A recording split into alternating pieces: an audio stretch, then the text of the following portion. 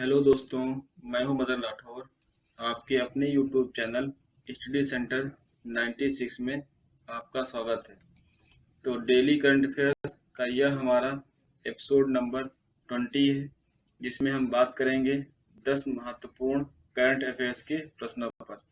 पहला प्रश्न है, अब तक देश में पीएम कुसुम योजना से लाभान्वित किसानों की कुल संख्या 4,11,222 हो गई है। इस योजना की शुरुआत कब की गई थी? तो बात कर लेते हैं पीएम कुसुम योजना के बारे में। जो पीएम कुसुम योजना है, इसका पूर्ण नाम है प्रधानमंत्री किसान ऊर्जा सुरक्षा एवं उत्थान महाअभियान। इसकी जो शुरुआत हुई थी मार्च 2019 में। शुरुआत जब की गई थी तो इस उद्देश्य से कि जो किसान हैं, किसानों को, जो ग्रामीण क्षेत्र के किसान हैं, उनके खेतों में भी क्या, जो शुष्क क्षेत्र हैं, मतलब ऐसे क्षेत्र जहां पर कृषि का उत्पादन नहीं हो सकता, तो उन क्षेत्रों में सोलर पंप की स्थापना करना, ताकि किसानों की आय बढ़ सके, साथ ही बिजली की खपत कम हो और साथ ही बिजली पर निर्भरता कम हो सके। तो हमारा सही उत्तर हो जाएगा ऑप्शन सी। बात कर लेते हैं जो पीएम कुसुम योजना है, इसकी जो नोडल एजेंसी है नवीन एवं नवीकरणीय मंत्रालय। तो ये भी हमें ध्यान रखना है। ये कुछ जानकारी है पीएम कुसुम योजना से संबंधित, जो हम पीछे चर्चा कर चुके हैं। अब बात करते हैं अगले प्रश्न पर कि फॉर्च्यून ग्लोबल 500 सूची में कौन सी कंपनी टॉप पर रही? तो ये आप लिस्ट देख पा रहे हैं, फॉर्च्यून ग्लोबल 500 जो टॉप 10 रैंकिंग है उनकी सूची, जिसमें पहले नंबर पर है वॉलमार्ट, दूसरे नंबर पे अमेजॉन और तीसरे पे है स्टेट ग्रिड। तो एग्जाम में क्वेश्चन कई बार ये पूछता है कि जो वॉलमार्ट कंपनी है ये किस देश की कंपनी है? तो अमेरिका। और जो अमेजॉन है ये भी अमेरिका कंपनी है, और जो स्टेट ग्रिड है ये चीन की कंपनी है। तो हमें जो टॉप 3 कंपनीज हैं जो फॉर्च्यून ग्लोबल 500 सूची में शामिल है, हमें उनके नाम याद रखने हैं। तो हमारा सही उत्तर हो जाएगा ऑप्शन ए, वॉलमार्ट। और जो अमेजन है ये दूसरे नंबर पर है और स्टेट ग्रिड तीसरे नंबर पर है। अब बात कर लेते हैं जो हमारा विकल्प है डी, रिलायंस इंडस्ट्रीज लिमिटेड। ये फॉर्च्यून ग्लोबल 500 सूची में शामिल होने वाली भारत की शीर्ष कंपनी है। तो बात कर लेते हैं कि इसके अलावा और कौन कौन सी कंपनियां शामिल हुई हैं। तो बात करेंगे कि इससे पहले जो 2023 में यह सूची आई थी उसमें भारत के 8 कंपनियां शामिल थी, लेकिन इस साल 2024 में जब ये सूची जारी हुई है तो इसमें 9 कंपनियां शामिल हुई हैं। तो एक बैंक है HDFC bank. H D F C bank इस सूची में पहली बार शामिल हुआ है। अब बात करते हैं अगले प्रश्न पर, मुख्यमंत्री मैया सम्मान योजना का संबंध भारत के किस राज्य से है? तो जो ये मुख्यमंत्री मैया सम्मान योजना है ये महिलाओं से संबंधित है, महिलाओं को वित्तीय सुरक्षा प्रदान करने के लिए। तो जो झारखंड सरकार ने यह घोषणा की है कि जो झारखंड राज्य की महिलाएं हैं और उनके पास साथ ही हरे या फिर पीले जो राशन कार्ड हैं, तो उन महिलाओं को प्रति माह 1,000 रुपए प्रदान किए जाएंगे, या फिर कह सकते हैं कि 12,000 रुपए प्रति साल दिए जाएंगे। और साथ ही इन महिलाओं की जो उम्र है वो 21 से 50 वर्ष होनी चाहिए। जो इस योजना के लिए वही महिलाएं पात्र होंगी जो झारखंड की रहने वाली हैं, साथ ही उनके पास हरे या पीले राशन कार्ड हैं और उनकी उम्र 21 से 50 वर्ष है। तो उन्हीं को मुख्यमंत्री मैया सम्मान योजना का लाभ मिल सकेगा, यानी कि उन्हें 1000 रुपए प्रति माह प्रदान किए जाएंगे। तो हमारा सही उत्तर हो जाएगा ऑप्शन सी। अब बात कर लेते हैं अन्य विकल्पों पर। तो महाराष्ट्र को हम जोड़ सकते हैं कि अभी यहाँ पे हाल ही में जो राज्यपाल बने हैं उसका नाम सीपी राधाकृष्णन है, और जो सिक्किम है यहाँ के जो राज्यपाल बने हैं वो ओम प्रकाश माथुर बने हैं, और छत्तीसगढ़ के जो राज्यपाल बने हैं वो रामेन डेका बने हैं। बात करते हैं अगले प्रश्न पर कि हाल ही में डिजिटल शक्ति केंद्र का उद्घाटन कहाँ पर किया गया है। तो ये हम देख पा रहे हैं कि साइबर अपराधों से निपटने के लिए जो NCW ने डिजिटल शांति केंद्र की शुरुआत की है। तो NCW का मतलब यहाँ पे है नेशनल कमीशन ऑफ वुमेन, मतलब राष्ट्रीय महिला आयोग, राष्ट्रीय महिला आयोग। तो राष्ट्रीय महिला आयोग ने ही डिजिटल शक्ति केंद्र की स्थापना की है, और ये डिजिटल अभियान के अंतर्गत इसकी स्थापना की गई है। तो हम बात कर लेते हैं राष्ट्रीय महिला आयोग के बारे में। तो राष्ट्रीय महिला आयोग की जो स्थापना हुई थी वो 31 जनवरी 1992 को हुई थी। साथ ही यह एक सांविधिक निकाय है, यानी कि वैधानिक निकाय है। इसका मतलब क्या होता है? सांविधिक निकाय का मतलब यह होता है कि ऐसे निकाय जिनकी स्थापना संसद विधि के द्वारा करती है। तो राष्ट्रीय महिला आयोग की जो स्थापना हुई थी वो संसद अधिनियम के द्वारा की गई थी, और इसकी स्थापना 31 जनवरी 1992 को हुई थी। और जो राष्ट्रीय महिला आयोग है इसकी प्रथम जो अध्यक्ष थी वो थी जयंती पटनायक। तो हमें ये सब बातें याद रखनी है। साथ में ये भी ध्यान रख सकते हैं कि जो राष्ट्रीय महिला दिवस है वो कब मनाते हैं, तो वो 13 फरवरी को मनाते हैं, और जो अंतर्राष्ट्रीय महिला दिवस है वो 8 मार्च को मनाते हैं। ये भी ध्यान रखना है।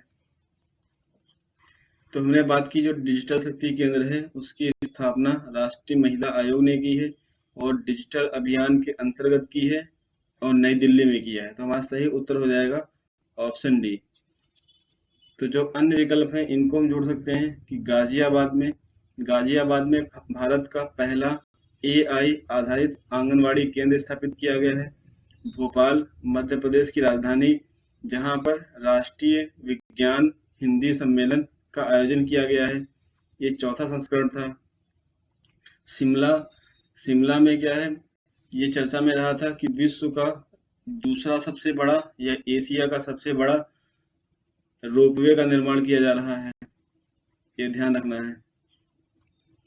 अब बात करते हैं अगले प्रश्न पर कि हाल ही में चर्चा में रही चिटे लुई नदी भारत के निम्नलिखित में से किस राज्य में अवस्थित है। तो जो ये चिटे लुई नदी है ये मिजोरम के पूर्वी भाग में बहती है, और जो वहाँ के लोग हैं उन लोगों के लिए इसका बहुत ज़्यादा सांस्कृतिक महत्व भी है। ये चर्चा में क्यों रही है? चर्चा में इसलिए रही है कि बहुत ज़्यादा उस क्षेत्र में विकास होने के कारण यह नदी प्रदूषण के दौर से गुजर रही है, मतलब बहुत ज़्यादा प्रदूषित हो चुकी है, इसीलिए यह नदी चर्चा में रही है। तो हमारा सही उत्तर हो जाएगा ऑप्शन डी, मिजोरम। इसके जो अन्य विकल्प हैं इसको देख लेते हैं, जैसे नागालैंड। तो नागालैंड ने अभी हाल ही में समझौता किया है, तो आपदा जोखिम प्रबंधन बीमा करने वाला देश का पहला राज्य बन गया है। और अरुणाचल प्रदेश को जोड़ सकते हैं कि यहाँ पर देश का पहला प्रिंटेड स्कूल स्थापित किया जा रहा है। अब बात कर लेते हैं अगले प्रश्न पर। ये चिटे लुई नदी से संबंधित जानकारी है। जैसे हमने बात की थी कि मिजोरम का जो पूर्वोत्तर हिस्सा है तो वहाँ के लोगों के लिए इसका सांस्कृतिक और भावनात्मक महत्वपूर्ण महत्व रखती है। साथ में यह नदी वर्तमान में नदी प्रदूषण और क्षरण का सामना कर रही है, और इसका जो उत्तर आइजॉल में एक बावंग कॉन पहाड़ी है, तो वहां से यह नदी निकलती है और तुई रियल नदी में जाकर मिल जाती है। तो हमें ये भी ध्यान रखना है। अगला प्रश्न है कि आगामी युग युगीन भारत संग्रहालय पर राज्य संग्रहालय का उद्घाटन किसने किया है? तो जो हमारा संस्कृति मंत्रालय है, संस्कृति मंत्रालय ने नई दिल्ली में आगामी युग युगीन भारत संग्रहालय पर 3 दिवसीय राज्य संग्रहालय सम्मेलन का उद्घाटन किया है। इसका जो उद्घाटन हुआ है उसका उद्घाटन गजेंद्र सिंह शेखावत ने किया है। तो हमारा सही उत्तर हो जाएगा ऑप्शन ए। जो अन्य विकल्प हैं देख लेते हैं। जो राजनाथ सिंह है वर्तमान में रक्षा मंत्री हैं, अमित शाह केंद्रीय गृह मंत्री हैं और श्री नितिन गडकरी जी जो केंद्रीय सड़क एवं परिवहन मंत्री हैं। अब बात कर लेते हैं अगले प्रश्न पर। हाल ही में ऑस्ट्रेलिया के डीकिन विश्वविद्यालय ने भारत के किस राज्य में अपना कैंपस स्थापित किया है? तो ये है gift city, Gujarat, international finance tech city, जो भारत का पहला स्मार्ट सिटी है। तो यहाँ पर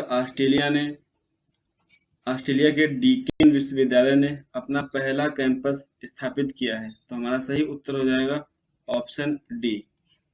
जो इसके अन्य विकल्प हैं इनको हम जोड़ सकते हैं कि जो आंध्र प्रदेश है ये कौशल जनगणना कराने वाला भारत का पहला राज्य है। और कर्नाटक के बेंगलुरु में भारत का पहला 3D प्रिंटेड डाकघर की स्थापना की गई है। और अरुणाचल प्रदेश में जो भारत का पहला 3D प्रिंटेड स्कूल है वो स्थापित किया गया है। अब बात करते हैं अगले प्रश्न पर कि राष्ट्रीय हथकरघा दिवस कब मनाया जाता है? तो जो ये राष्ट्रीय हथकरघा दिवस है ये प्रतिवर्ष 7 अगस्त को मनाया जाता है और यह पहली बार 2015 में मनाया गया और इस वर्ष 2024 में इसका 10वां संस्करण मनाया जा रहा है। 10वां संस्करण मनाया जा रहा है। तो जो राष्ट्रीय हथकरघा दिवस मनाया गया इसका उद्घाटन हाल ही में उपराष्ट्रपति जगदीप धनखड़ ने किया था। और जो इसकी थीम है, थीम ध्यान रखना है, थीम बहुत इंपॉर्टेंट है। इसकी जो थीम है सस्टेनेबल हैंडलूम हरित और समृद्ध विकास की ओर। सस्टेनेबल हैंडलूम हरित और समृद्ध विकास की ओर। तो थीम ध्यान रखना है। तो हमारा सही उत्तर हो जाएगा ऑप्शन बी। 7 अगस्त को राष्ट्रीय हथकरघा दिवस मनाया जाता है। जो इसके अन्य विकल्प हैं जैसे 6 अगस्त, तो 6 अगस्त को हिरोशिमा दिवस मनाया जाता है और 9 अगस्त को नागासाकी दिवस और 10 अगस्त को विश्व जैव ईंधन दिवस मनाते हैं। अगला प्रश्न है कि हाल ही में चंद्रमा के एक क्रेटर का नाम किसके नाम पर रखा गया है? तो जो इसका सही उत्तर हो जाएगा ऑप्शन डी। पासंग शेरपा का नाम चंद्रमा के क्रेटर के नाम पर रखा गया है। सही, चंद्रमा का जो क्रेटर का नाम रखा गया है वो पासंग शेरपा के नाम पर रखा गया है। जो इसके अन्य विकल्प हैं इनको देख लेते हैं। जैसे आनंद कुमार, तो आनंद कुमार को हाल ही में दक्षिण कोरिया के द्वारा पर्यटन का मानद राजदूत नियुक्त किया गया है। और जो संजय शुक्ला है इन्हें राष्ट्रीय आवास बैंक का प्रबंध निदेशक नियुक्त किया गया है। और सैयदा विनीता को एनजीटी का रजिस्ट्रार जनरल नियुक्त किया गया है। अगला प्रश्न है कि हाल ही में साक्ष्य न्याय सेतु, न्याय श्रुति और ई समन ऐप को किसने लॉन्च किया है? तो जो यह ऐप हैं इन ऐप को केंद्रीय गृह मंत्री एवं सहकारिता मंत्री अमित शाह जी ने चंडीगढ़ में जो 3 नए आपराधिक कानून हैं उनके लिए इन ऐप को लॉन्च किया गया है। तो हमारा सही उत्तर हो जाएगा ऑप्शन बी। तो यह हमारी आज की क्लास थी। अगर मेरी यह क्लास आपको अच्छी लगी हो तो मेरे वीडियो को लाइक करें, शेयर करें और हमारे चैनल को सब्सक्राइब करें। धन्यवाद दोस्तों।